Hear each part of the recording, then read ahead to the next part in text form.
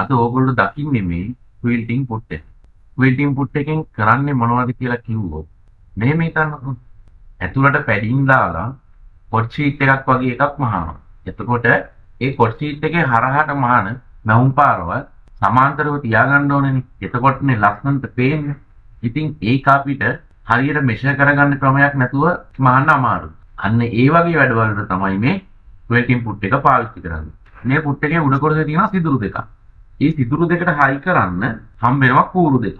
ඒ කෑලි දෙකෙන් තමයි ඔයා මහන මැවුම් පාරවල් දෙකක් අතරේ පරතරය කොච්චරක්ද කියලා මැනලා හරියටම තියාගන්න. ඒක ඔයාට වම් පැත්තට දකුණු පැත්තට ඇඩ්ජස්ට් කරන්න පුළුවන්. ඇඩ්ජස්ට් කරලා ඔයා මහන මැවුම් පාරවල් දෙකක් අතරේ හරියටම සමාන්තර දුරක් තියාගන්න පුළුවන්. ඉතින් ඕගලන්ටත් පුළුවන් ඕගලන්ගේ මැවුම් ලස්සන කරගන්න මේ පුට් එකක් අරගෙන මේ වීඩියෝ එකේ මම දාලා තියෙන නම්බර් එකට කතා කරන්න.